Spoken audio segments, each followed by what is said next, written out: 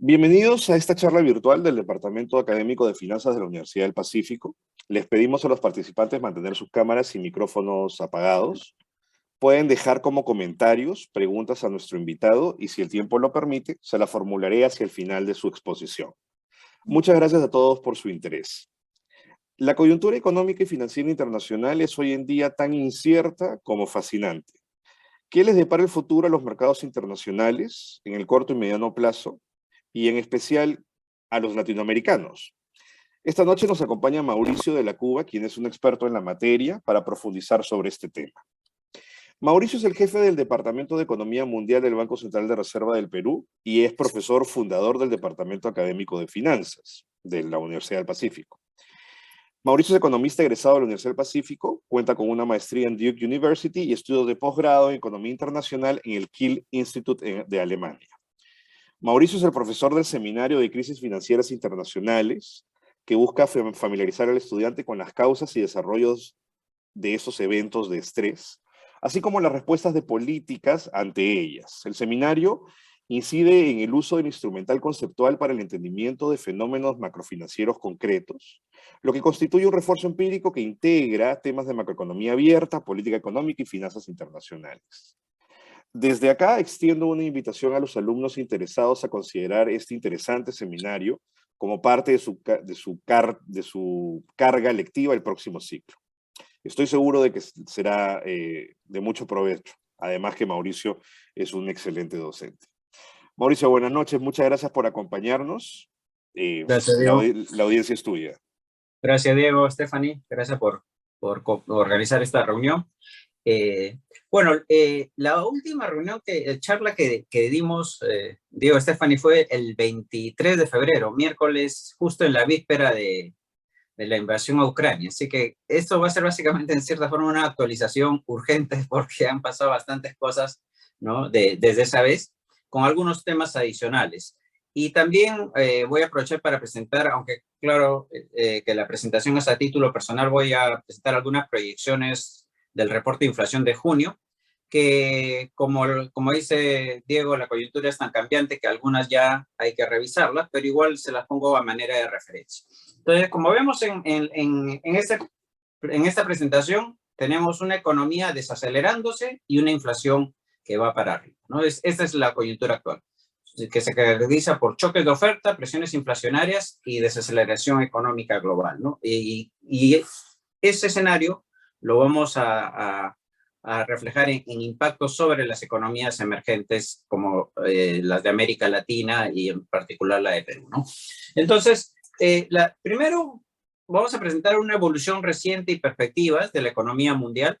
Luego vamos a ver cómo lo que pasa en el mundo, en particular tres eventos, la política monetaria de la Fed, la desaceleración de China y últimamente el tema de la guerra en Ucrania, afectan a la economía mundial, en particular y a través de canales financieros y comerciales a las economías emergentes, y finalmente brevemente los riesgos. En la evolución reciente y perspectivas voy, como le dije, a tomar las proyecciones del reporte de inflación, que son estas.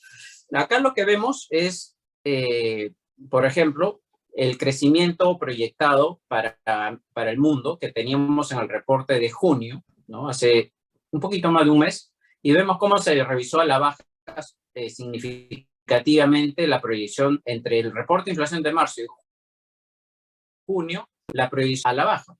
Y fuertemente revisada a la baja, y si hiciéramos un reporte de inflación de julio, este crecimiento sería incluso menor. Como ven, hay una desaceleración entre la proyección de marzo y junio prácticamente generalizada. Y después vamos a entrar un poquito en el detalle, ¿no? Destaca, por ejemplo, la desaceleración de China, el cambio en la proyección de China, de 5 en el 2022 que esperábamos en marzo, ahora esperamos un 3,8, ¿no? Y bueno, y el segundo trimestre de China ha salido bastante malo. Y bueno, y en general eso pasaba con todo el mundo, incluyendo obviamente la eurozona, pues porque justo en marzo estaba recién iniciándose el conflicto con Ucrania, que se asumía iba a durar menos, iba a ser menos, de una duración y una extensión menos profunda de lo que se está dando. Entonces, esa es la revisión a la baja en el crecimiento, ¿no? Acá lo vemos por bloques. la economía mundial se revisa a la baja, se revisa también Estados Unidos, Eurozona, China, América Latina, y excepto Japón, todo el crecimiento. En la filmina anterior, en la diapositiva anterior ha sido básicamente, perdón, vuelvo, cómo cambia la proyección para el mismo año en dos periodos del tiempo. Lo que vamos a poner acá es cómo va el crecimiento a lo largo del tiempo, un poco diferente, para verlo una perspectiva histórica, ¿no? Y lo que vemos es que para todos los bloques, excepto Japón, lo que vemos es que la tasa de crecimiento del 2021 obviamente que no se va a repetir esa aceleración, lo cual es lógico porque el año 2021 ha sido un rebote de la caída del 2020, ¿no? Entonces sí es lógico que todo se desacelere. Lo interesante acá es que en casi todas las economías, las tasas relativamente bajas de 2022 y que se esperaban sean menores que el 2021, van a permanecer en esos niveles, excepto en China, ¿no? ¿Por qué en China se podría dar un rebote, como ven acá a la derecha? Porque en China lo que tenemos es que hay un efecto de un cierre de la economía, donde la economía ha decrecido 2,6% en el segundo trimestre de este año debido al choque de la pandemia, pero se levanta las restricciones y la economía puede volver a producir, que es un poco diferente a los choques que está enfrentando la eurozona, que es un tema mucho más de menor provisión de gas por parte de Rusia, choques sobre el lado de la oferta, de mucho más persistencia que una cierre tipo de actividades producto de la pandemia, ¿no? Como en China. Entonces, China sí sería la economía que podría rebotar el próximo año, ¿no? A diferencia de las otras economías. Ahora, una cosa es verlo un país a lo largo del tiempo, pero ahora veamos no solamente las variaciones, las tasas de crecimiento, sino los niveles. Y esto es importante para ver en qué posición nos encontramos respecto a los niveles previos a la pandemia. Y lo que vemos acá es que, por ejemplo, en términos de PBI per cápita, ya no las variaciones, sino los niveles de producto por persona, las economías desarrolladas ya están por encima del nivel previo a la pandemia, ¿no? Se alcanza un 54.6 respecto a un 52 previo a la pandemia, ¿no? Si vemos las economías emergentes, también alcanzan un nivel ya superior al de la previo a la pandemia. Déjenme moverlo. Y si vemos el Asia emergente, está incluso muy por encima de los niveles previos a la pandemia. Donde la historia es menos satisfactoria es en América Latina, donde al final del 2023 estaríamos en niveles similares a los previos en la pandemia. Después de 3 años estaríamos por debajo, ¿no? O el mismo nivel. Estos son proyecciones del Fondo Monetario, estos no son del Banco Central, pero es bueno saber que no solo ver las variaciones, sino ver cuál es el PBI per cápita después de toda esta historia. 2023 ya sería casi superando la pandemia, cómo queda el PIB per cápita en todos los bloques. Y América Latina, de lejos, es como región el menos favorecido en esta evolución.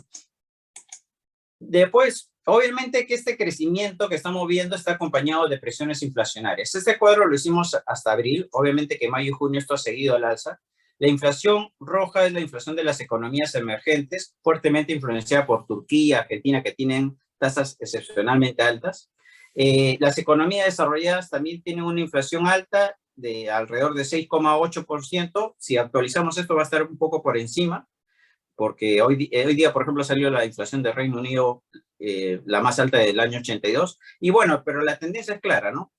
Es que la inflación sigue sostenidamente al alza, ¿no? Desde la última vez que hicimos la charla en febrero, digamos, la inflación ha seguido al alza. Lo que se preveía iba a ser temporal, se está demorando un poquito más en corregirse, ¿no? Si vemos, por ejemplo, las principales economías desarrolladas, lo que vemos es Estados Unidos tiene una inflación de 9,1%, el máximo desde el año 81. O sea, tasas que no se veían desde la época de Paul Volcker, que fue el presidente de la FED, que hizo un gran ajuste en las tasas de interés para anclar las expectativas inflacionarias. En el caso de la eurozona estamos en 8,6%, el máximo histórico.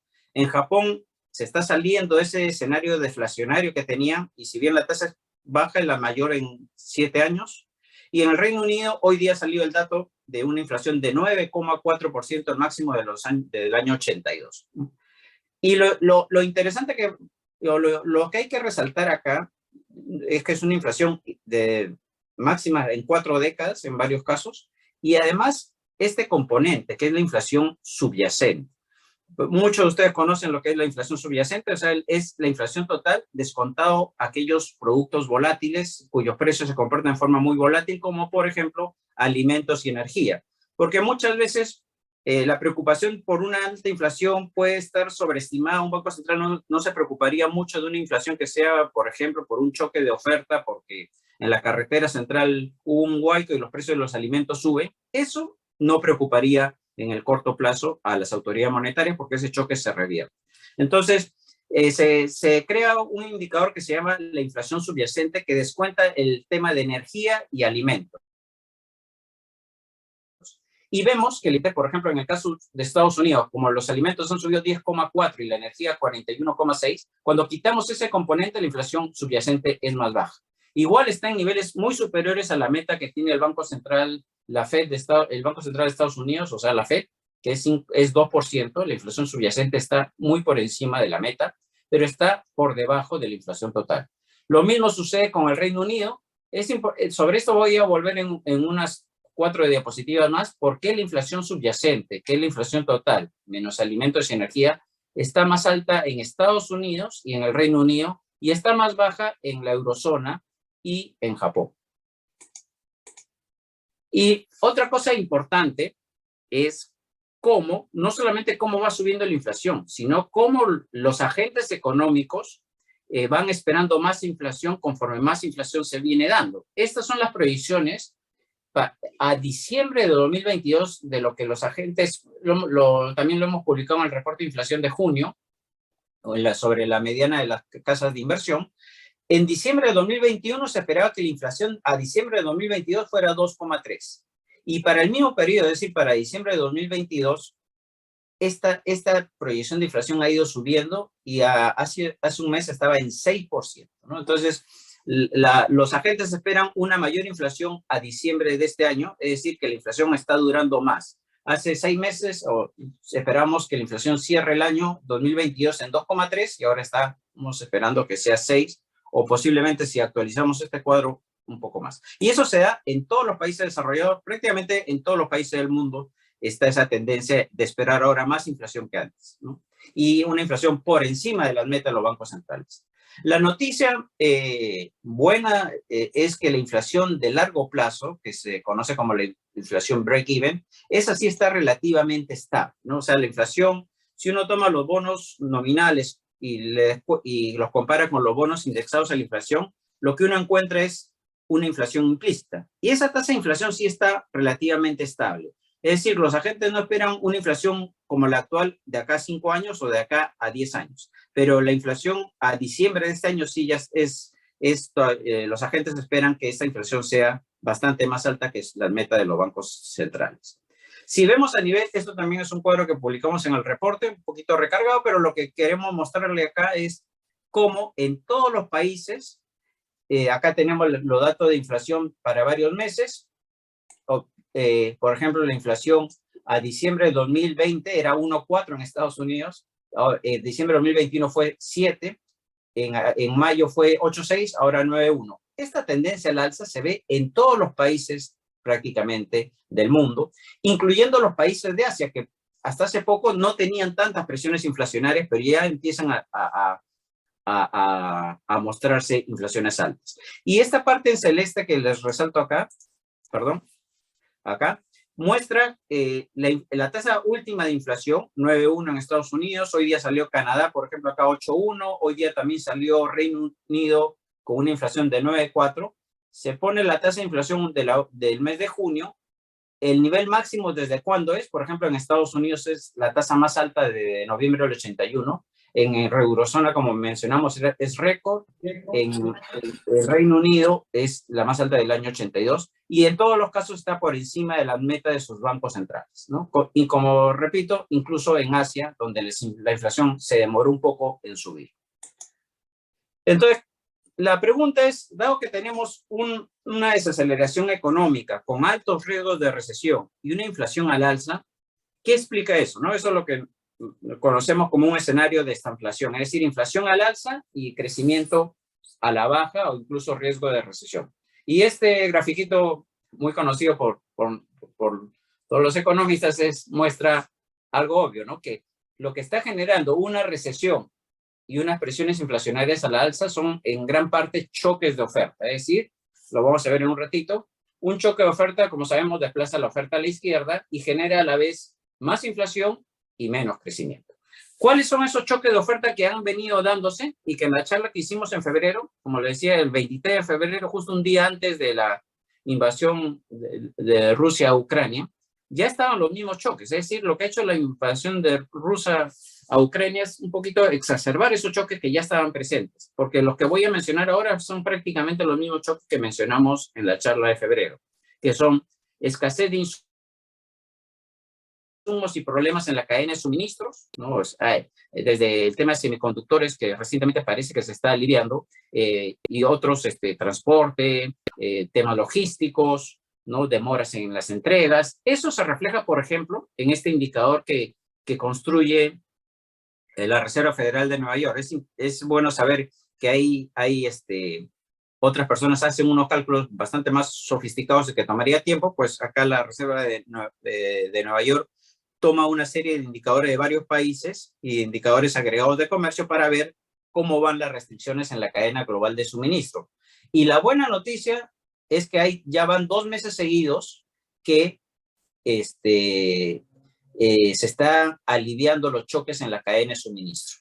Claro que tampoco hay que alegrarse mucho porque estos niveles son desviaciones respecto al promedio. Quiere decir que hoy en día los choques en la cadena de suministros y los problemas en la cadena de suministros son muy parecidos a los niveles observados durante marzo o mayo del 2020, durante el pico de la pandemia. Entonces, si bien se están aliviando los problemas en la cadena de suministros, estos permanecen todavía bastante altos.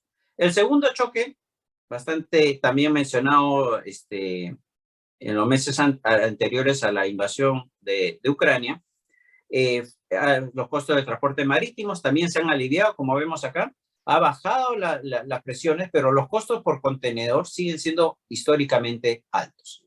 El otro tema que también conocemos es la escasez de mano de obra para una serie de actividades. Mucha gente que salió de la fuerza laboral no ha regresado o porque ha tenido que encargarse de los hijos, por ejemplo, no regresa a la fuerza laboral. Hay varias actividades que encuentran cuello de botella en el caso de la contratación de trabajadores.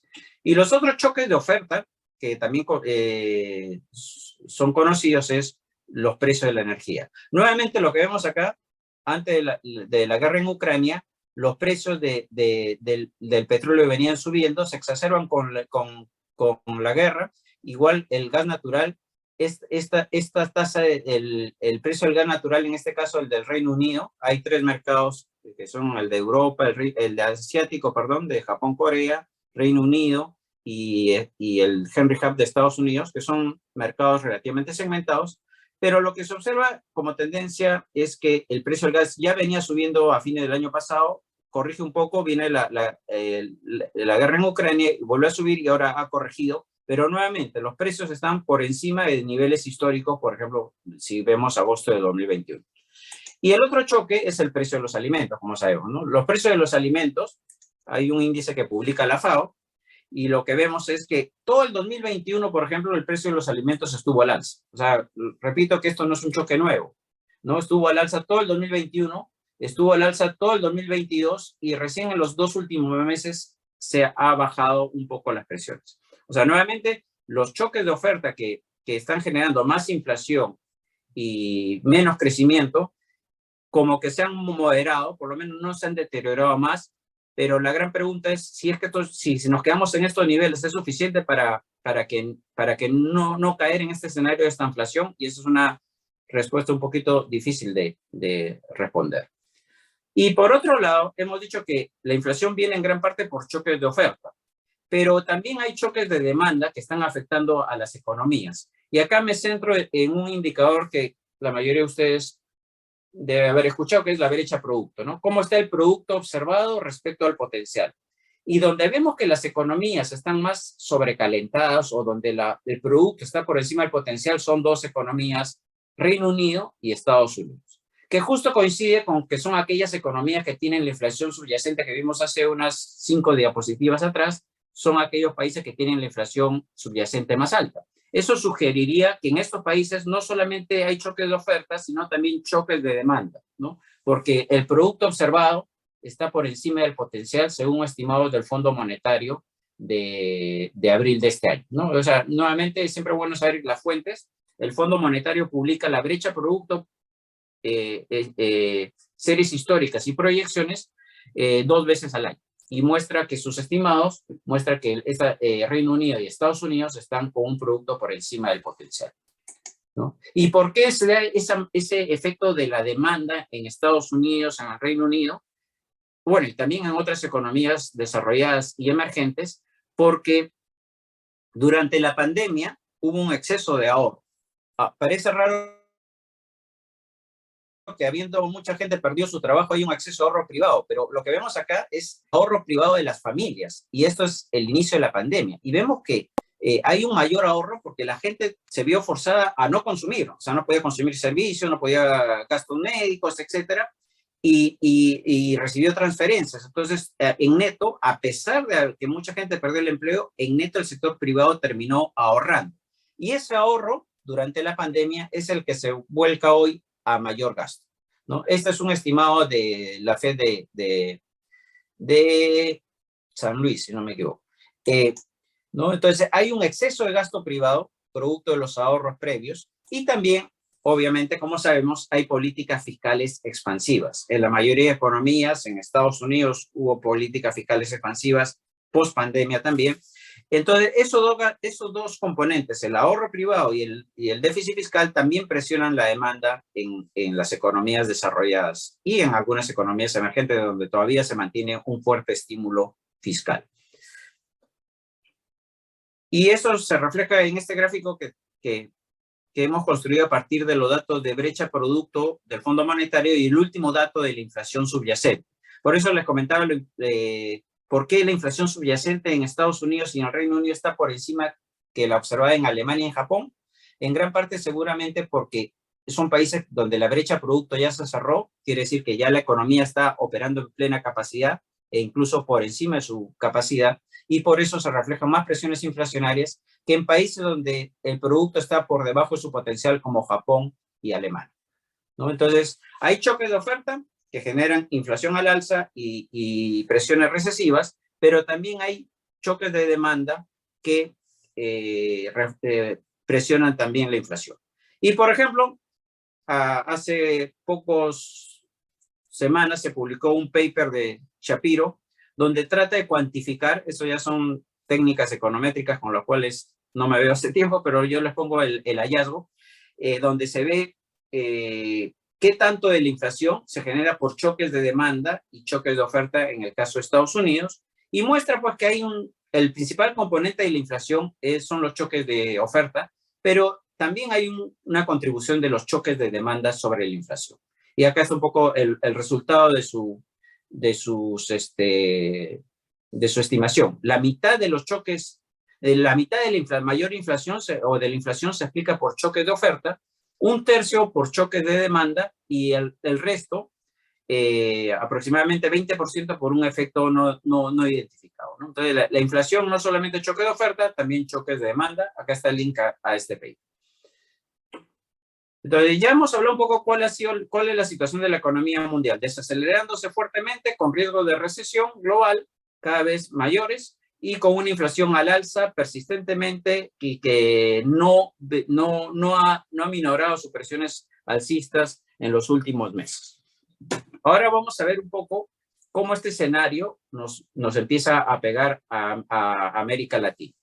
Y lo que vamos a tratar en estos canales de transmisión son 3 cosas. La primera es la política monetaria de la Fed, que normalmente uno ve, cuando habla de la política monetaria de la Fed, nosotros tendemos a decir que son choques del canal financiero. Es decir, lo que haga la Fed va a afectar los flujos de capitales, las tasas de interés internacionales, ¿no? La cantidad de préstamos que vengan a América Latina, y decimos que es la Fed y Estados Unidos es el canal financiero. Pero por otro lado también tenemos China, y a China lo solemos considerar como el canal comercial, ¿no? Es decir, si China no crece, cae el precio del cobre, se exportan menos productos y eso se suele considerar como el canal comercial. Sin embargo, y esto un poco es una de las cosas que quiero enfatizar en la charla, es que ambos canales están fuertemente correlacionados. No podemos hablar de un canal financiero ajeno al canal comercial, como lo vamos a ver en un ratito. ¿Y cuáles son los principales eventos que están afectando a la economía mundial hoy en día? Son tres los que voy a tratar ahora, que son los más importantes ahora, que eran los más importantes también en febrero, creo, que era la política monetaria de la FED. En la política monetaria en la FED, en noviembre, con Diego y Stephanie también hicimos una charla sobre el tapering, que está grabada. Entonces, el primer factor que viene afectando los mercados emergentes es la política monetaria de la FED. El segundo factor es la desaceleración de China, ¿no? La fuerte desaceleración de China, y bueno, incluso recesión en China, como le decía al comienzo, en el segundo trimestre la economía china se ha contraído, se contrajo 2,6%. Y el tercero es obviamente la guerra en Ucrania, ¿no? Entonces vamos a empezar con la política monetaria de la FED, ¿no? Esto es una caricatura que tiene mucho sentido, porque Paul Volcker fue el presidente de la FED que llevó las tasas de interés de la FED alrededor de 20%, ¿no? Hoy día está en 1,75. Y como que estructuralmente las tasas de la FED a lo largo del tiempo han ido bajando. Esta caricatura es tan antigua que en ese momento Powell no sabía qué hacer con las tasas. Hoy día sí la tiene mucho más clara y sabe hacia dónde debe ir el ajuste de la política monetaria, ¿no? Entonces, lo que vemos acá es que la FED, si ven este cuadro, que también lo publicamos en el reporte de inflación, la FED ha ido subiendo su tasa desde un mínimo histórico de 0,25 y está hoy en día en 1,75, ¿no? Esta es la tasa de la FED, similar a la tasa que había en diciembre de 2019, cuando ya la economía se estaba desacelerando. Lo que quiero también destacar acá es que eso es un evento generalizado. La FED en el último mes ha subido 75 puntos, pero en lo que va del año también ha subido 150 puntos. Y eso lo están haciendo prácticamente todos los bancos centrales del mundo, excepto Rusia, excepto Ucrania, a veces Turquía, por ahí también sorprende, o China, que no tiene presiones inflacionarias significativas también a veces y puede ir en contra de la tendencia global, pero casi todos los bancos centrales del mundo están haciendo políticas monetarias restrictivas. Y acá quería recapitular un poco lo que ha sido la política monetaria de la FED. Para algunos va a ser conocido, para otros no tanto, así que disculpen si puedo ser un poco reiterativo en esta explicación. Pero para los que no han seguido muy de cerca el tema de la FED, es bueno hacer una recapitulación de qué son las políticas monetarias de la FED y qué implican. Porque cuando uno habla que la FED está preocupada por la inflación y está combatiéndola mediante sus instrumentos, es importante saber qué instrumentos tiene la FED. Y la FED, acá viene lo que les digo, la recapitulación. Hasta antes de la crisis subprime, básicamente el instrumento que tenía la Reserva Federal de Estados Unidos era la tasa de interés. Venía una recesión y bajaba la tasa, como lo hizo durante la crisis subprime, ¿no? Que es este episodio. Pero durante la crisis subprime se aplicó algo que se conoce como políticas no convencionales, ¿no? Que es la siguiente. O sea, se llaman políticas no convencionales, el quantitative easing o la compra de activos. ¿Qué hizo la FED aparte de bajar la tasa de interés? Empezó a comprar títulos respaldados en hipotecas, los mortgage-backed securities o MBS, y compró sobre todo bonos del Tesoro americano. O sea, la FED pasó a ser propietario o acreedor del gobierno. Igual que todos los bancos centrales desarrollados, como la Eurozona, Japón, Suecia, Reino Unido, todos los bancos centrales compraron activos. ¿Y eso se refleja en qué? En el tamaño del balance de la FED, ¿no? Entonces, bajó las tasas de interés, que era su arma convencional para enfrentar una recesión, pero a la vez expandió el tamaño de sus activos, inyectó mucho más liquidez a través de la compra de bonos. Luego viene un momento en que la economía ya se empieza a recalentar, ¿no? Ya la política monetaria expansiva cumplió su rol. Como dijo un presidente de la Reserva Federal, el que precedió a Paul Volcker, lo que hace la Reserva Federal es inyectar poner una jarra de sangría hasta que la fiesta se anime. Y una vez que la fiesta está muy animada y con riesgo de desbordarse, se retira la jarra sangría. Y acá es donde la FED empezó a retirar la jarra sangría, ¿no? Y lejos de comprar, ya dejó de comprar activos, por eso el tamaño del balance se estabiliza, y eso es lo que se conoce como tapering, o sea, cuando la FED deja de comprar activos e incluso empieza en neto a vender activos. Y también, obviamente, su instrumento convencional, que es subir la tasa. Luego viene la guerra comercial y una desaceleración económica, porque el impulso inicial de la política fiscal de Trump se empieza a desvanecer un poco hacia el 2018. Además viene la guerra comercial entre Estados Unidos y China que desacelera la economía, y después viene encima la pandemia y la política monetaria de la Fed vuelve a ser otra vez bastante expansiva. Miren cómo si esto fue una política monetaria no convencional expansiva, este incremento en la hoja o en el tamaño de activos de la Reserva Federal quiere decir que la Reserva Federal estuvo comprando bonos del Tesoro americano y otros títulos de manera muy activa, ¿no? Y la tasa de interés baja totalmente a cero, ¿no?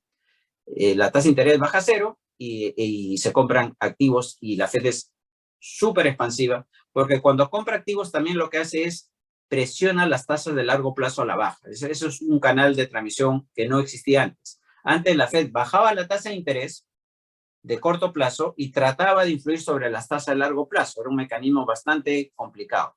En cambio, ahora cuando compra activos, sube el precio de los activos, sube el precio de los bonos y baja el rendimiento y presiona las tasas de largo plazo a la baja. ¿Y qué ha pasado ahora último? Pues ahora empieza como el tapering 2, ¿no? O sea, ya la Reserva Federal ha dicho, ante la persistencia de la inflación, y ante el aumento de las expectativas de inflación, empiezo a retirar el estímulo monetario. ¿Cómo?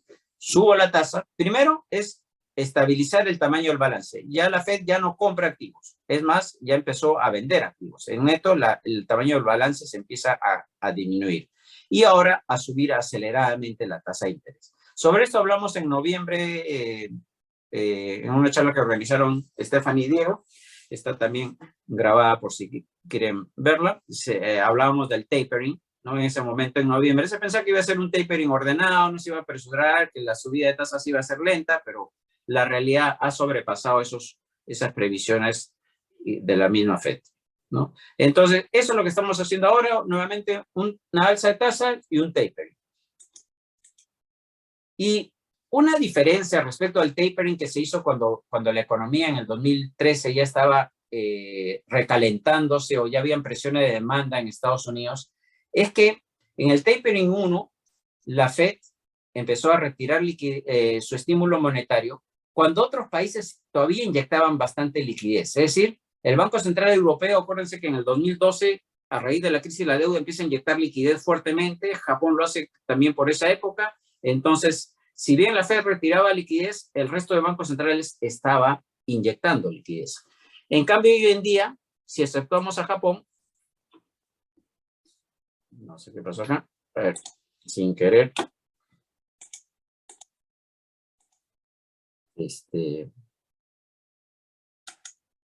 déjenme salir de esto, son peripecias propias de mis clases también. A ver, voy a cerrar acá, ya, ahora sí. Todavía no, a ver un segundo, creo que estoy tratando de salir.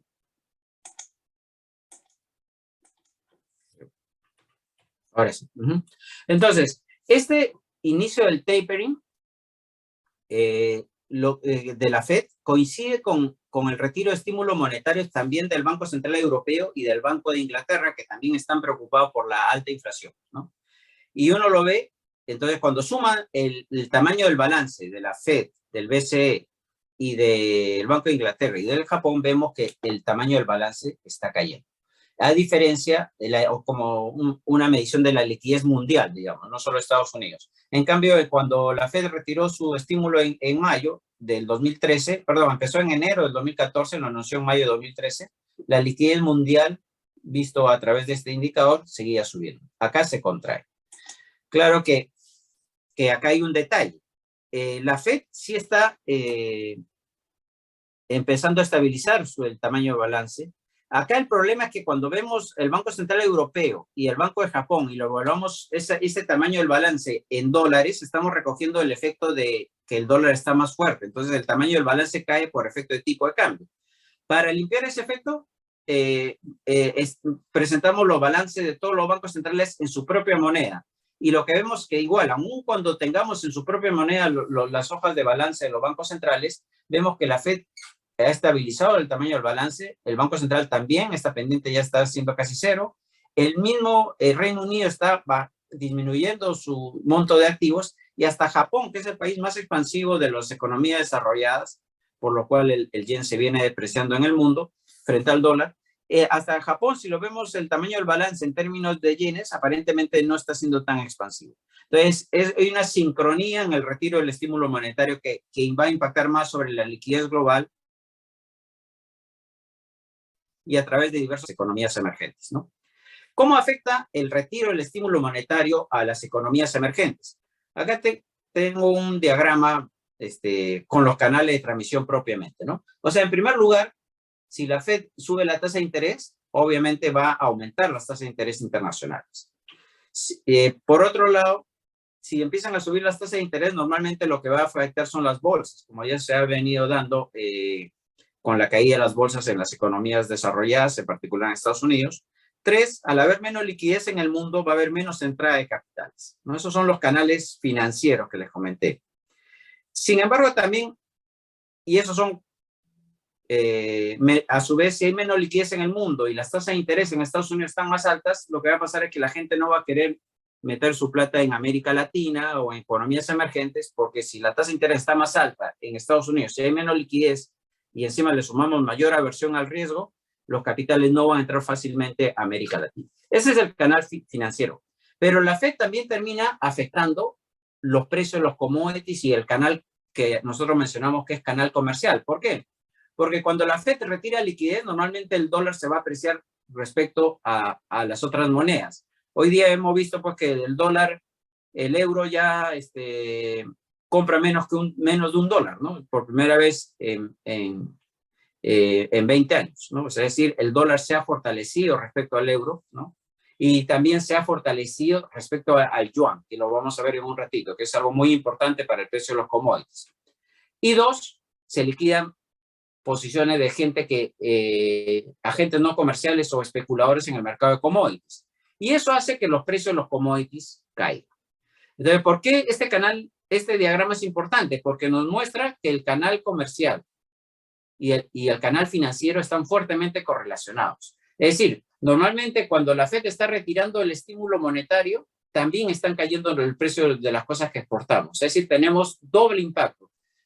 Nos pagan menos por el cobre que vendemos y además por el lado financiero están entrando menos dólares en la economía. Entonces, veamos el primer tema, el de las tasas de interés. En la tasa de interés, si la Fed eleva su tasa de interés, que es una tasa de interés de corto plazo, debería afectar las tasas de todo el tramo, de la corto hasta el largo plazo. Eso se conoce, para los que han visto el curso de política monetaria con Adrián, por ejemplo, eso se conoce como el canal de transmisión de la política monetaria. Yo manejo la tasa de corto plazo y afecto la de largo plazo. Pero además, cuando la Fed compra menos bonos, lo que está haciendo, o vende bonos, lo que está haciendo al vender bonos es bajar el precio del bono y subir la tasa a largo plazo. O sea, tiene dos canales, un canal indirecto y un canal directo, porque abarata el precio del bono al no comprarlo y sube el rendimiento y eso hace que la tasa de largo plazo suba. Y cuando sube la tasa de los bonos, lo que hace normalmente afecta las tasas del mercado hipotecario, que son, digamos, un elemento que forma las tasas en el mercado hipotecario son las tasas del bono del Tesoro americano. Y lo que vemos es que ambas han ido moviendo en forma muy parecida, ¿no?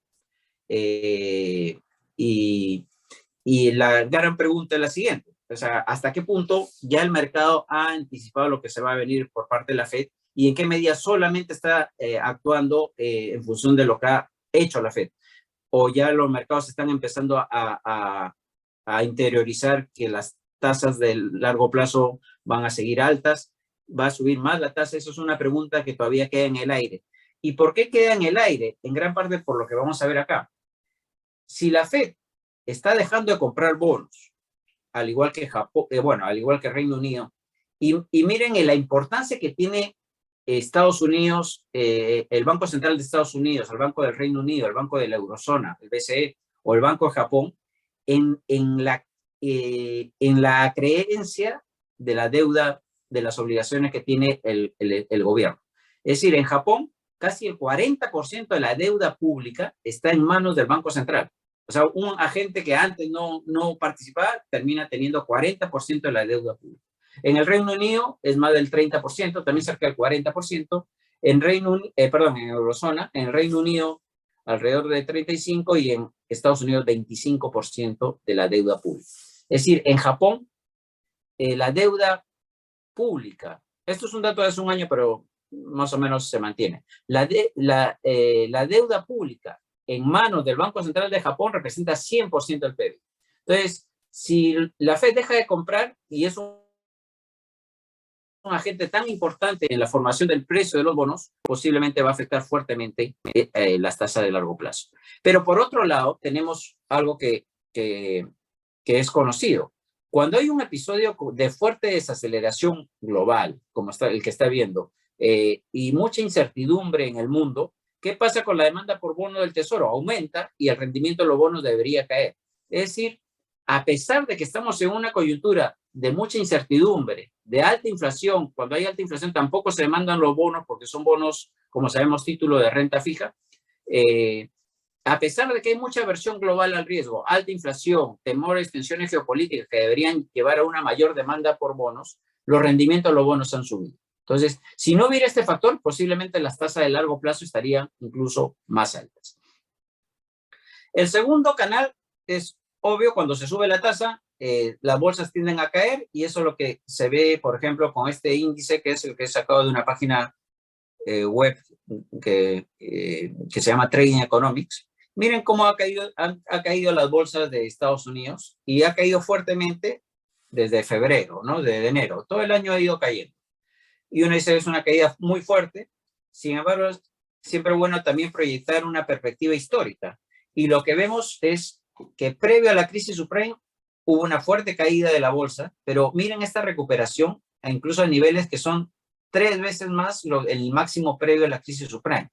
Entonces, incluso cuando vino la pandemia, perdón, hubo una caída fuerte, pero miren, la recuperación fue rápida y esta caída de acá que vemos en el gráfico de la izquierda corresponde a la caída, ¿no?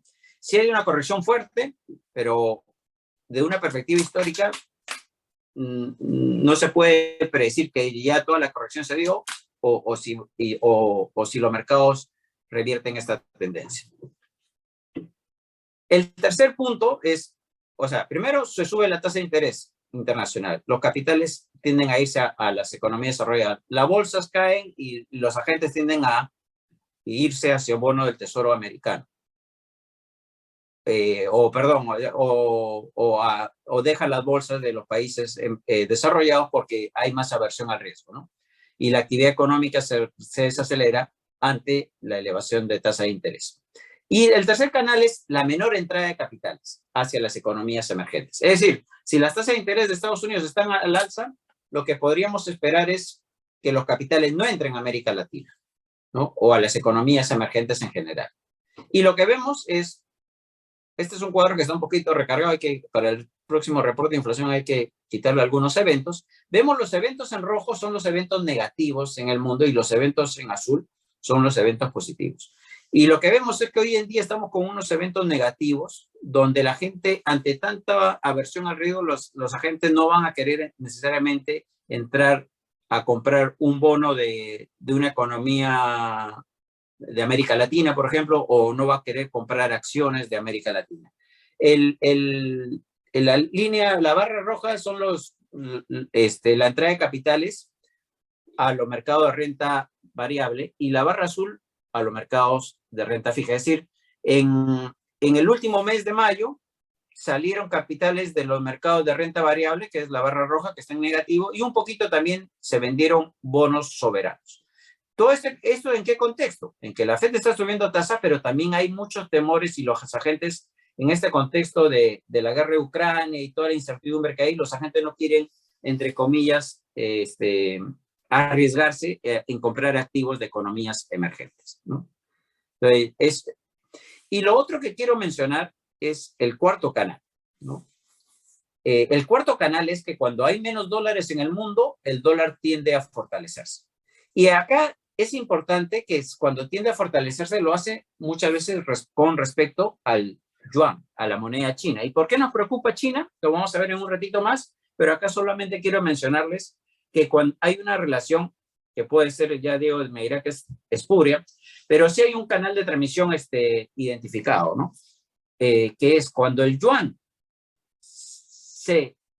cuando el tipo de cambio, el yuan, se debilita, el precio del cobre tiende a caer. ¿Por qué? Miremos la relación que hay abajo. Lo vemos en términos gráficos, ¿no? Cuando el precio del cobre cae, normalmente cuando el tipo de cambio yuanes por dólar sube, es decir, cuando el dólar se fortalece o el yuan se debilita, el precio del cobre tiende a caer. ¿Y por qué se da eso? Básicamente, porque miren la relación que hay entre el precio del yuan y la formación de precios. El precio del cobre se transa en dólares, sea en Londres, en el London Metal Exchange o en el COMEX de Estados Unidos, el precio del cobre está en dólares.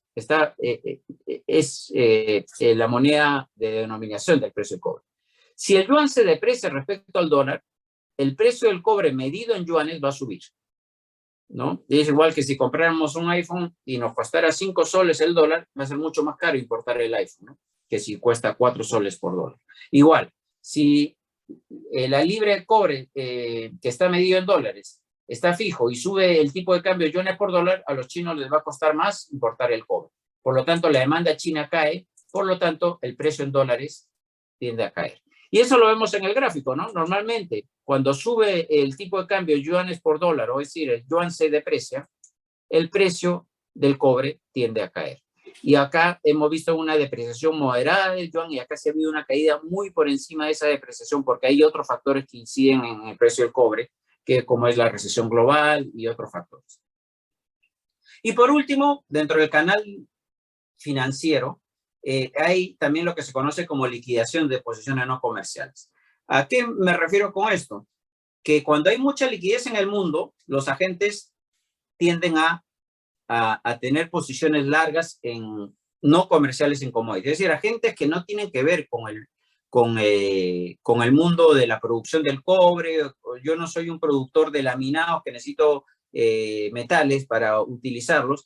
Yo no soy un productor de autos eléctricos que requiero cobre. Soy simplemente un agente no comercial que tengo contratos de compra de cobre. Y esos suben cuando hay mucha liquidez y hay buen sentimiento en el mercado. Ahora que ha venido la elevación de tasa de la FED y la guerra en Ucrania, perdón, los agentes tienen una posición vendedora en el mercado de las posiciones no comerciales. Es decir, eso también hace afectar el precio del cobre, más allá de las razones fundamentales, ¿no? Menos liquidez mundial o más aversión al riesgo hace que los agentes liquiden posiciones no comerciales en el cobre. Y eso es importante. Este gráfico está recontra desactualizado, pero me gusta porque refleja algo. Refleja, tal vez volviendo a este tema, la correlación entre el canal financiero y el canal comercial. ¿Qué quiere decir esto? Que cuando, por ejemplo, en el caso peruano, el precio del cobre está alto, coincide con una entrada de capitales, ¿no? Cuando el precio del cobre o de los commodities en general está bajo, coincide con una salida de capitales. Entonces, ¿qué nos refleja esto? Que el mundo siempre va a estar presionado, o sea, las economías como Perú, Chile, Colombia, México, Brasil, estamos recibiendo en los buenos tiempos altos precios por el cobre y entrada de dólares por la cuenta financiera. O sea, nos sobran dólares. Y cuando el mundo está mal, se nos cae el precio del cobre y encima no entran capitales o salen capitales. Entonces tenemos, estos dos ciclos están muy relacionados y son muy volátiles. Por eso la importancia, por ejemplo, lo que hace el Banco Central de Reserva en el periodo de altos precios commodities y atrae capitales y vemos que el tipo de cambio se puede desalinear respecto a sus fundamentos, el Banco Central acumula reservas. Porque cuando se voltee la historia, obviamente es mejor tener una posición sólida en reservas internacionales para enfrentar estas salidas de capitales y estos choques internacionales adversos, ¿no? Y otro factor que está vinculado a la liquidez mundial, pero que no depende de la Reserva Federal ni nada, es la aversión al riesgo. Como ustedes conocen, la mayoría de ustedes conoce el indicador del VIX.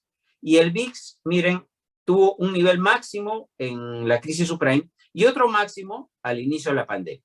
Y lo que vemos ahora es que la aversión al riesgo está relativamente alta. No está como los niveles máximos, pero los agentes tienen una aversión al riesgo en gran medida alta. ¿Por qué? Porque ven una desaceleración fuerte, ven que la pandemia en China no se controla fácilmente, cada vez hay nuevos brotes y se cierra, y sobre todo hay una gran tensión geopolítica en el tema de Ucrania.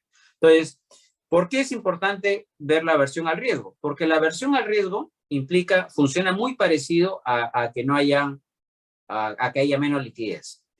Es decir, la Fed podría ser todo lo expansivo que uno quiere, puede inyectar un montón de dólares en el mundo, pero si hay mucha aversión al riesgo y los agentes están nerviosos, esa plata no va a terminar en las economías emergentes. ¿Por qué? Porque la gente se va a refugiar en los activos seguros, como el oro, el bono del tesoro americano, el bono alemán, el yen, el franco suizo, ¿no? Activos seguros, bono del tesoro de Francia o del Reino Unido. Entonces, la aversión al riesgo afecta a este canal en una forma muy parecida al retiro del estímulo monetario de la Fed, ¿no? Ha habido casos en que no había un montón de liquidez, pero esa liquidez no entraba porque el mundo estaba nervioso. Por ejemplo, en el año 2016, el mundo tuvo dos choques que eran los grandes riesgos de cola que habían en ese momento. Se decían a los principales inversionistas, le decían, ¿cuáles son tus grandes riesgos de cola? Es decir, riesgos de poca probabilidad de ocurrencia, pero si ocurrían, iba a ser un choque grande. Y los agentes decían, hay dos riesgos de cola, que se dé el Brexit y que Trump gane las elecciones en Estados Unidos. Y se dieron los dos grandes choques. Y en un momento de alta aversión al riesgo, por más que hubiera un montón de dólares en el mundo, esos dólares no venían fácilmente a las economías emergentes porque había mucha aversión al riesgo. No sé si estoy yendo muy apurado, pero bueno, igual esto va quedando grabado, así que si lo quieren ver otra vez. Y si no, con las preguntas, o si no, con cualquier contacto posterior, se puede aclarar alguna duda. El segundo tema es la desaceleración de China, ¿no? China tiene ahorita el tema del COVID y tiene también el problema inmobiliario y también tiene algunas señales de política que han generado cierto temor en el sector privado.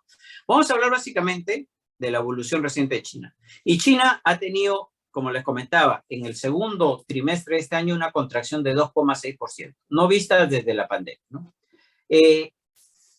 Claro que parte de esta contracción es lógica porque si se cierran las actividades en Beijing y en Shanghái, es obvio que se deja de producir bienes y eso afecta a la actividad productiva. En junio, el indicadores han estado un poco mejor, posiblemente al tercer trimestre rebota.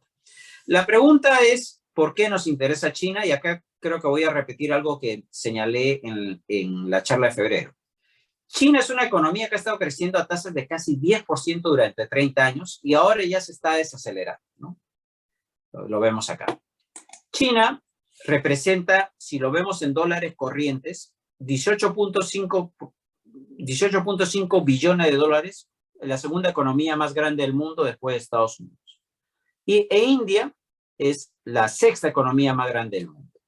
Sin embargo, China pesa más de lo que parece, porque acá vino un concepto que también varios de ustedes deben conocer, que es cómo medimos realmente la importancia de China en el mundo.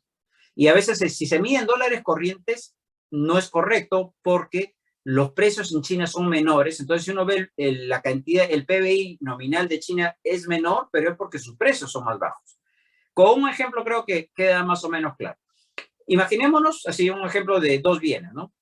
Estados Unidos produce dos unidades del bien 1 a un precio de 10, dos unidades del bien 2 a un precio de 10. El valor de producción sería 2 por 10 más 2 por 10, 40. China produce 3 unidades del mismo bien 1, más que Estados Unidos, pero a un precio de 5. China produce igual que Estados Unidos del bien 2 a un precio de 5, y cuando lo expresamos en términos de valores, 3 por 5 más 2 por 5, 25. Aparentemente, si vemos el PBI nominal de China, es menor que el de Estados Unidos. Pero ahí hay un error, porque la cantidad de bienes que está produciendo China es mayor que la cantidad de bienes que está produciendo Estados Unidos. Entonces ahí es donde se corrige por un concepto de paridad de poder de compra para ver la verdadera cantidad de bienes que produce China. Y si le ponemos a China los precios de Estados Unidos, ahí sí vemos que China pesa más que Estados Unidos. Es decir, produce más cantidad de bienes, porque obviamente 3 es mayor que 2 y 2 es igual a 2. Entonces China produce más bienes, hay que asignarle los precios de Estados Unidos y con esta metodología vemos el verdadero peso de China en el mundo. Y ahí vemos que China, de ser la segunda economía en el mundo, pasa a ser la primera economía del mundo, mucho más que Estados Unidos, y su participación en el PBI mundial es 19%. Miren, y acá también India pasa a ser la tercera economía del mundo, incluso por encima de Japón. Y la participación que tiene China a lo largo del mundo, del tiempo ha pasado de ser alrededor de menos de 2% en los años 80, a pesar de este 19% hoy en día, ¿no? ¿Por qué? Porque ha estado creciendo en unas tasas sostenidas. Entonces ya vamos viendo por qué China nos preocupa. China es el principal consumidor, el productor del mundo. Es la actividad, es el país cuyo PBI bien medido, digamos, con fines comparativos, es el más grande. Sin embargo, todavía queda algo por aclarar. ¿Por qué China, si pesa 19% en el PBI mundial, consume el 49% del cobre del mundo? O la mitad del cobre del mundo se consume en China. Ese es un dato antiguo, pero sigue siendo lo mismo. China sigue siendo el que consume la mitad del cobre del mundo. Y uno diría, no tiene proporción con su importancia en la economía mundial. ¿Por qué China puede pesar tanto? Y la respuesta es, claro, China consume el 50% del cobre porque su patrón de crecimiento está vinculado a un proceso de urbanización. Y entonces miren, por ejemplo, del consumo de cobre, casi la mitad del consumo de cobre radica en proyectos de torres eléctricas y de desarrollo de energía, ¿no? Entonces, eso es importante porque más allá de ver cuánto crece China en términos agregados, para la demanda por cobre, nos preocuparía incluso más saber cuáles sus planes quinquenales o planes anuales, por ejemplo, para desarrollar la infraestructura eléctrica del país, porque eso es casi el 50% de la demanda de cobre chino, ¿no? Y eso también es importante para evaluar, porque en caso que China no crezca o parte de la producción de China deje de ser producida por los chinos porque su mano de obra se encarece y va perdiendo competitividad, lo importante sería que la posta que deja China la tome India, Vietnam, Indonesia, porque son países con procesos de urbanización pendientes, digamos. Si la producción regresa a Estados Unidos, la demanda por cobre no va a ser la misma, porque los requerimientos de infraestructura, si bien existen en Estados Unidos, no son lo mismo que un país con fuerte participación de la población rural, ¿no? Y acá también, nuevamente, lo que pasa en China no solamente afecta el precio del cobre, sino miren, por ejemplo, China también afecta, así como Estados Unidos y la FED afectan el canal comercial, China afecta el canal financiero. ¿Por qué? En este gráfico, por ejemplo, vemos entrada de capitales a las economías emergentes. Y en estos 3 flechas vemos que a las economías emergentes, de las economías emergentes, lejos de entrar capitales, salieron capitales. Salieron capitales del mercado de acciones y del mercado de bonos de las economías emergentes acá, acá, acá y acá. Y estos son 3 periodos en los cuales hubo tensiones comerciales fuertes entre Estados Unidos y China. Es decir, si pasa algo en China, no solamente es que no va a comprar menos cobre, va a caer la demanda por commodities y va a caer los precios, sino también los capitales tienden a aportarse en forma más adversa al riesgo, ¿no? Y entonces China también afecta el canal financiero. Bueno, entonces ya hablamos de la política monetaria en la FED, de la desaceleración de China. Acá, en teoría, es el canal financiero, es el canal comercial, pero repito, están interrelacionados y ahora nos toca lo último, la guerra en Ucrania, que tiene, obviamente, este mapa ya es bastante conocido desde que empezó la guerra, y hoy día había una noticia de que ahora ya no solamente se va a limitar los intereses de Rusia en el Donbass, sino también ahora el interés se extiende hacia el sur de Ucrania. Es decir, la guerra puede durar más y extenderse más parte de Ucrania y habría que ver hasta dónde puede llegar los conflictos en términos geográficos, ¿no? Ya no solamente esta zona, sino va a ser por acá también. Y eso genera preocupaciones. Y el otro gráfico que les pongo acá es por qué preocupa en gran medida, uno de los factores por los cuales preocupa es por este famoso Nord Stream, que es cómo llega el gas desde Rusia hasta Alemania, ¿no? Ahorita vamos a hablar un poquito sobre eso. Entonces, en el reporte de inflación, por ejemplo, de marzo, que justo coincidió con el inicio del conflicto, publicamos un recuadro sobre cómo afectaba la guerra de Rusia y Ucrania a la economía global. Y lo primero que uno piensa es en lo obvio, ¿no? En el canal directo. Si Rusia produce petróleo y produce gas y exporta gas, ese es el primer canal, ¿no? Preocupación por el precio del petróleo y del gas, que de hecho subieron significativamente iniciado el conflicto. Ahora, el mayor riesgo no es tanto el mercado de petróleo, porque dentro de todo es un commodity que se puede vender fácilmente a otros países. Si uno ve a quién exporta Rusia, Rusia no solamente le vende a Europa, le vende a China, Turquía ha estado comprando petróleo, probablemente el petróleo que no se vende a Europa se puede vender a otros países y el mercado no va a estar tan desabastecido. ¿Dónde viene más el problema?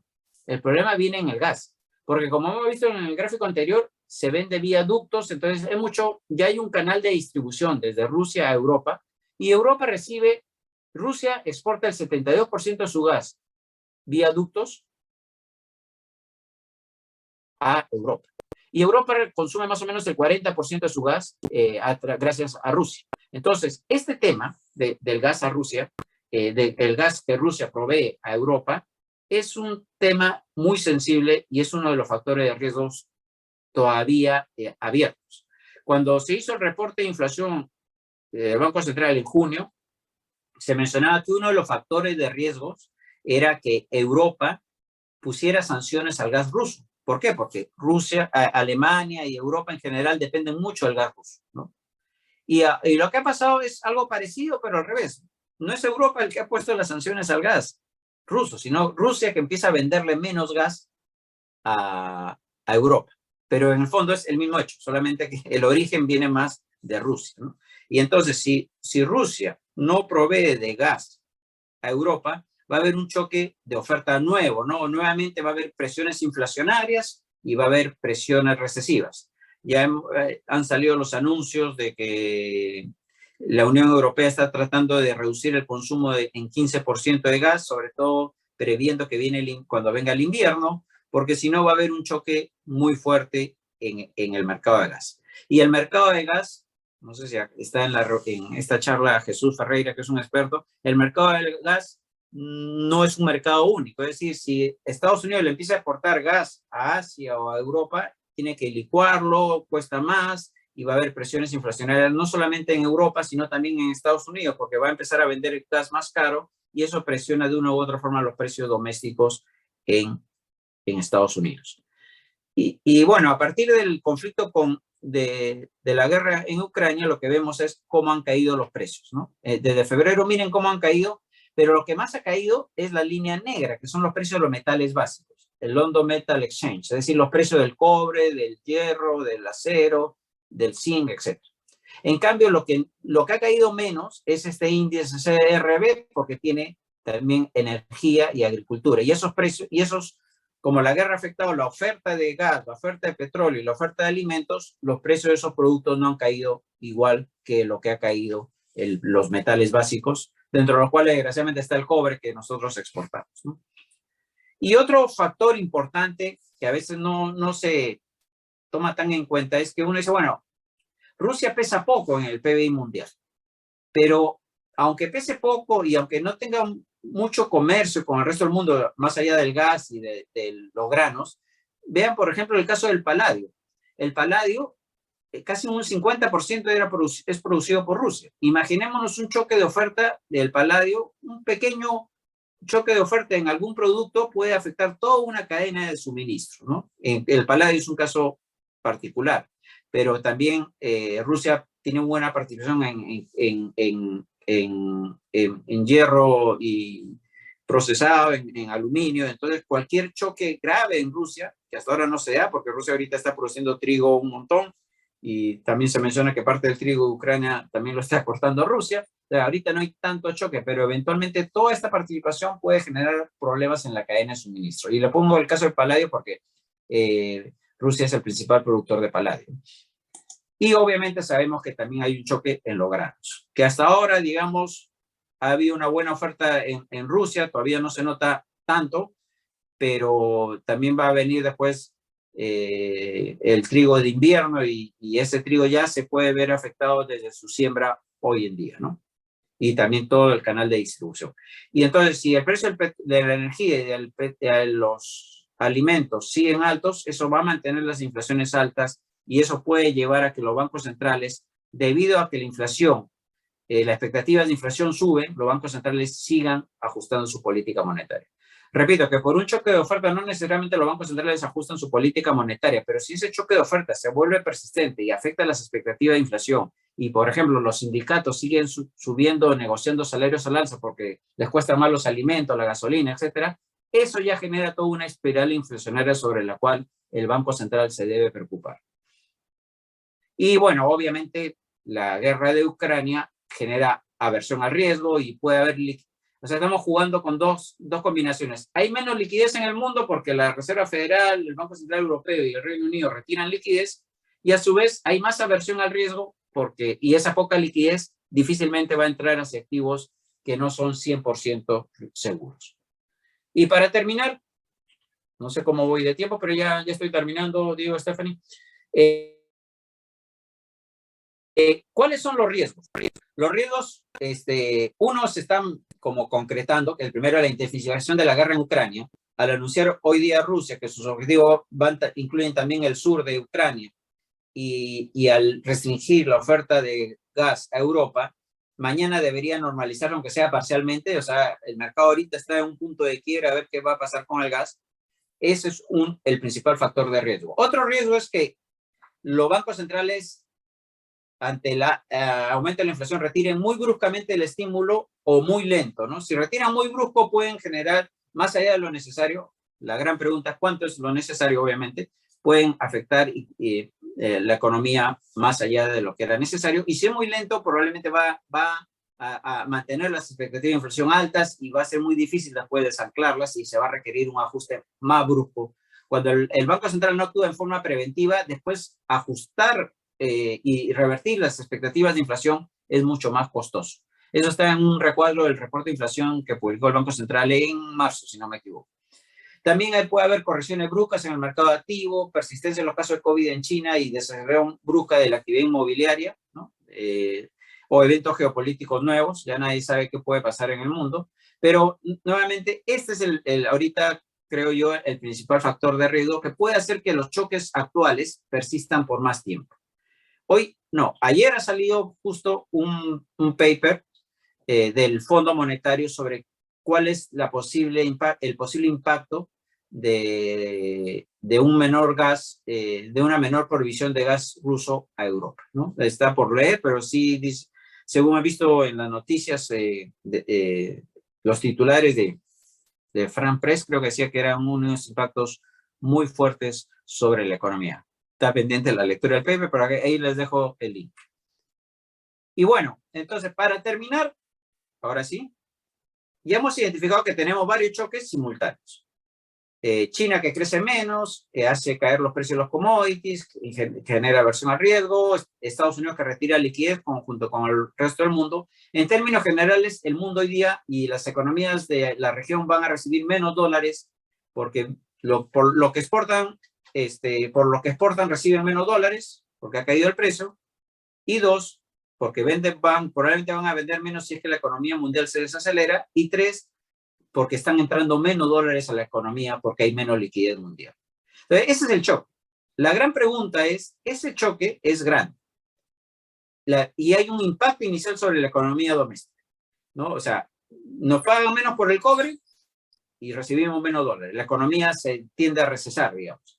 Pero después hay que ver el segundo impacto, que es qué tanta capacidad de respuesta tienen las economías para hacer políticas anticíclicas. Es decir, yo tengo un choque negativo, me afecta, pero frente a ese choque negativo yo respondo y el impacto final no es el mismo que el impacto inicial. Recordemos la crisis financiera global que a Perú le chocó fuerte porque el precio del cobre pasó de ¿De cuánto fue? De más de $4 la libra a $1.3 la libra. El cobre, el petróleo pasó de $140 el barril a 30 y tantos dólares el barril. Pero ¿qué pasó? Las economías que tenían buen colchón pudieron hacer esto, ¿no? Políticas de respuesta frente a la crisis, y al final, mal que bien, Perú fue uno de los países que creció durante la crisis financiera global. 65% de la economía del mundo no pudo crecer.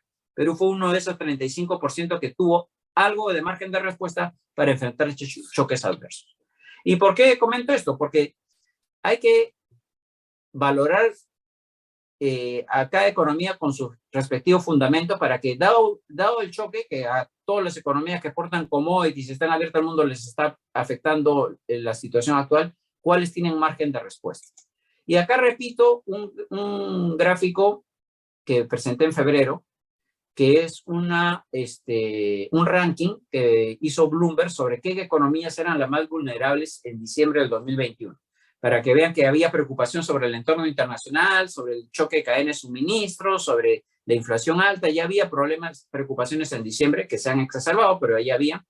Y saca un ranking de los países más vulnerables y donde encabeza la lista Argentina, Turquía, Brasil, Egipto y Sudáfrica, ¿no?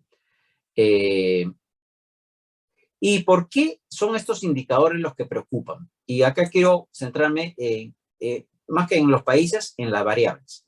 Hay 3 variables que son vinculadas al sector externo, que quiero explicarla brevemente antes de terminar. Y también hay un indicador que se vincula al gobierno, la deuda pública. ¿Por qué estos 3 indicadores están relacionados? La cuenta corriente, la deuda externa y la posición de reservas internacionales. Veamos un poco y después vamos a ver el tema de la deuda pública.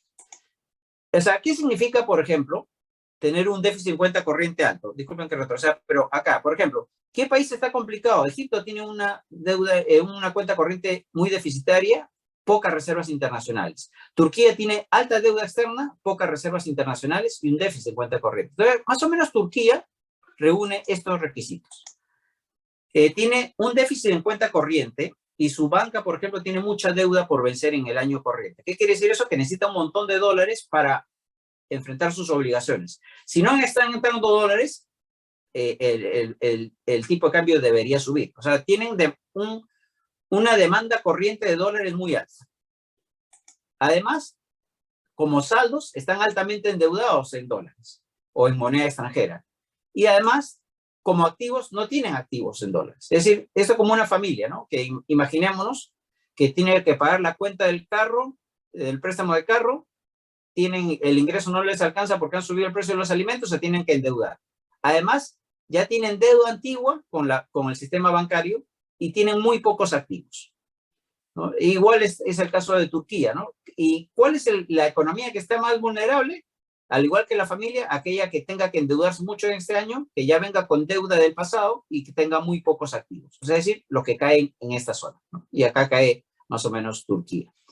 Y otros factores vinculados es el alto nivel de deuda pública.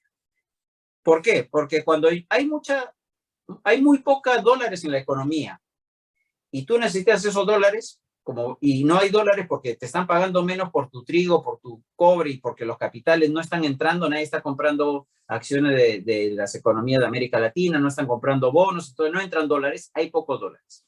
Y lo que uno puede hacer cuando no hay dólares es vender dólares como Banco Central si que tuviera reservas. Pero sumamos que esta economía no tiene reservas. Si no hay dólares, el Banco Central puede no intervenir y dejar que si no hay dólares suba el precio del dólar y la moneda doméstica se deprecie, ¿no? O sea, imaginémonos que el sol pasa a valer 6 soles por dólar o el peso argentino pasa a valer 500 pesos por dólar, exagerando, ¿no? Obviamente.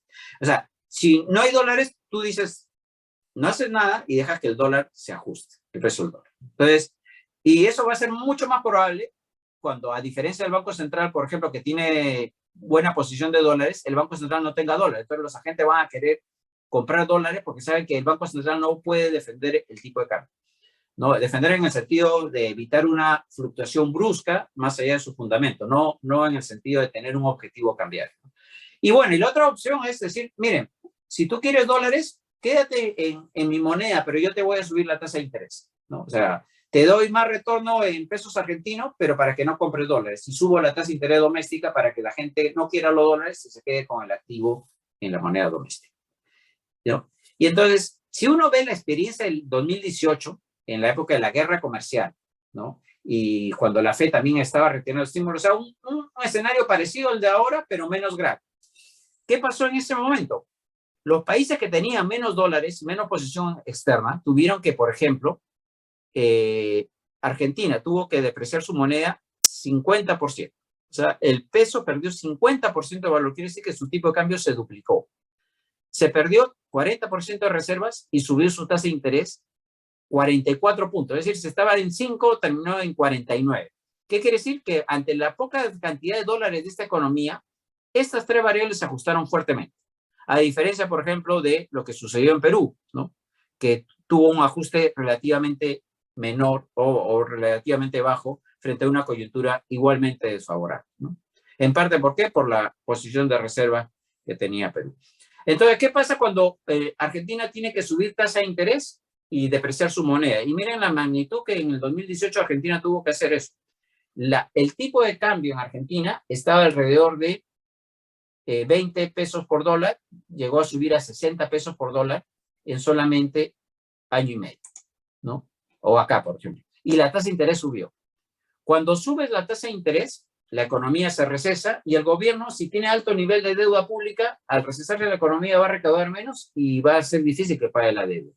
Y al subir el tipo de cambio, cuando se deprecia el tipo de cambio, el gobierno recauda en pesos y tiene que pagar deuda en dólares. También ahí va a tener problemas en la deuda pública. Por eso, voy a retroceder rapidito para mostrarles la importancia que les dije que había, perdón que retroceda, entre las cuentas externas y el nivel de deuda. Argentina y Brasil tienen deuda pública por encima del 100%. Perú debe estar alrededor del 35%. Entonces, en esos países, si quieren enfrentar la salida de capitales o la poca dólares, elevando tasa o depreciando su moneda, ahí pueden correr el riesgo de repetir este escenario. Sobre todo Argentina, que tiene deuda pública en dólares. Brasil tiene poca deuda pública en dólares. Eso es una fortaleza respecto a Argentina, ¿no? Y también en esa época Turquía, que era otra economía vulnerable, pero con poca deuda pública, también tuvo que elevar la tasa y afectar el crecimiento. Bueno, entonces, un poco la moraleja es que frente a esta coyuntura, a las economías que tienen más margen de respuesta, donde las presiones cambiarias son menores, donde hay mucho más margen de respuesta, son aquellos países con bajo nivel de deuda, con buena posición externa, ¿no? Y eso se refleja un poco en el ranking que he señalado anteriormente. Bueno, no sé si soy un poco rápido, un poco extenso, un poco aburrido, lo que fuera, pero queda grabada la presentación, por favor, para cualquier revisión o consulta posterior. No digo cualquier cosa, también Stephanie me puede ayudar a hacer de nexo con ustedes. Por supuesto que sí. Muchísimas gracias, Mauricio, para variar una muy pedagógica presentación llena de docencia de un tema tan complicado, como bien has mencionado. Estamos en una coyuntura tirante, en donde todo se ha juntado, ¿no? Todo correlaciona, todos son choques negativos, todos son grandes, en fin, muy complicado. Lamentablemente no tenemos mucho tiempo como para abrir una ronda de preguntas o para seguir el diálogo, estamos sobre el tiempo, pero como bien mencionaste, el video de esta charla va a estar disponible en nuestro canal de YouTube. Y por otro lado, también quiero aprovechar la oportunidad para a los alumnos interesados, animarlos a matricularse en el ciclo que viene en el seminario de Mauricio, ¿no? En donde temas como los que hemos visto hoy son, pues, materia de todas las semanas en distintos momentos de la historia, ¿no? Me imagino que también habrá discusión coyuntural, pero también hay un componente histórico muy interesante en el seminario que plantea Mauricio. Así que bueno, solamente me queda agradecerle a todos ustedes por su presencia esta noche, por supuesto a Mauricio, por una charla interesante que ya, como bien has dicho, ¿no? Se une a una secuencia de charlas, entre comillas, coyunturales, ¿no? Que has venido ofreciéndonos, Mauricio. En una coyuntura tan difícil es importante mantenernos actualizados, ¿verdad? Sí, bueno, solo para terminar, les recuerdo que, como le decía, el miércoles 23 de febrero fue la charla y había el riesgo de que Sí, era un Rusia invadiera riesgo. Ucrania. Y al día Yo, siguiente Putin se animó. Y ahora estamos diciendo que hay ruido de que Rusia no le venda gas. Ojalá que no se concrete. Sí, vamos a No ver cómo sea yo nos... un indicador anticipado. El lunes lo llamamos a Mauricio a contarle. Así que bueno, muchísimas gracias a todos nuevamente y con esto damos por cerrada la charla de hoy. Muchas gracias. Buenas noches a todos. Buenas noches. Gracias, Diego, Stephanie.